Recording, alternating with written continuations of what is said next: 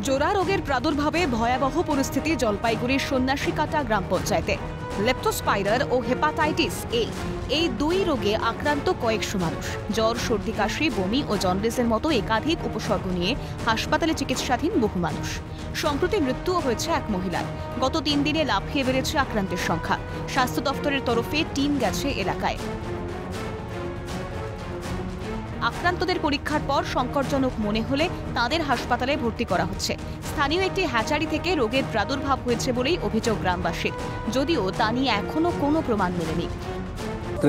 10টার পরে এমন একটা দুর্গন্ধ বের হয় ওই হ্যাচারি থেকে, যার প্রতি রাতে যার কারণে খাওয়া খাদ্য সব কিছু নিষিদ্ধ ভাবতে পারেন। এবং দুপুর টাইমে যে রোদ্দুর টাইম হয় সেই টাইমে আরও বিষাক্ত ধরনের গ্যাসটা বের হয়।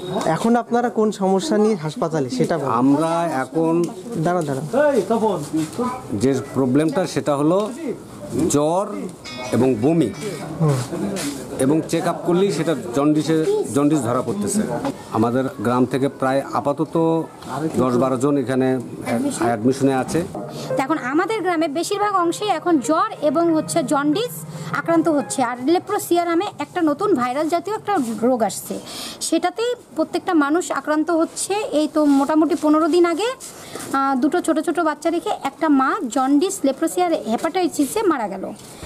সোমবার হ্যাচারি পরিদর্শনে গিয়ে নমুনা সংগ্রহ করে প্রাণী সম্পদ দফতর।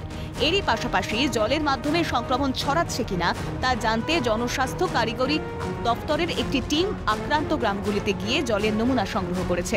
সেই সঙ্গে পরিশ্রুত পানীয় জল পৌঁছে দেওয়া হচ্ছে এলাকায়। আর আপাতত যেটা আমাদের মেডিকেল থেকে জানা হচ্ছে কি জল খারাপ হয়ে যেন হতে পারে, তো এর জন্য পিএইচই থেকে আমরা ট্যাঙ্কার্স, স্পেশাল ট্যাঙ্কার্স ওই এরিয়াতে বাড়িতে আমরা পৌঁছাচ্ছি। প্লাস আমাদের পাউচ আছে, ওটাও পৌঁছাচ্ছি। মেডিসিনগুলো আমরা সবাইকে দিয়ে দিয়েছি। প্লাস অ্যাওয়ারনেসও করছি কি জল এখন মানসুন আছে, তো মানসুনের মধ্যে বৃষ্টি যেটা জমি যে জল আছে এটা কন্টেনমেন্ট হতেই পারে।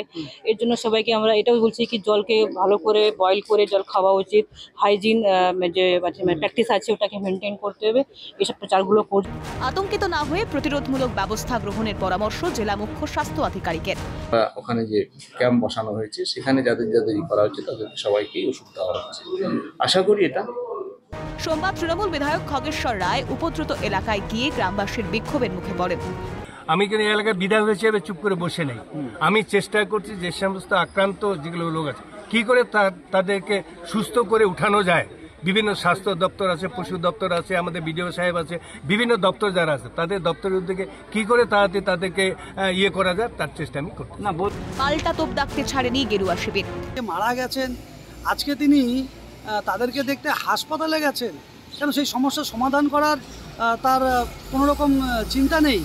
কারণ তিনি এলাকা নিয়ে চিন্তাই করেন না, ছাপ্পা দিয়ে ভোটে জিতে আছেন, তো সেই জন্য আচমকাই এই সংক্রমণের কারণ নিয়ে সংশয় তৈরি হয়েছে। আক্রান্তদের মধ্যে বেশিরভাগই রাজগঞ্জ গ্রামীণ হাসপাতাল, উত্তরবঙ্গ মেডিকেল এবং বিভিন্ন নার্সিংহোমে চিকিৎসাধীন। পরিস্থিতি সামাল দেওয়ার চেষ্টা করছে স্বাস্থ্য দফতর, প্রাণী সম্পদ দফতর ও জনস্বাস্থ্য কারিগরি দফতরের টিম। এখন দেখার পরিস্থিতি কতদিনে নিয়ন্ত্রণে আসে। জলপাইগুড়ি থেকে তিতাস পালের রিপোর্ট, ক্যালকাটা নিউজ।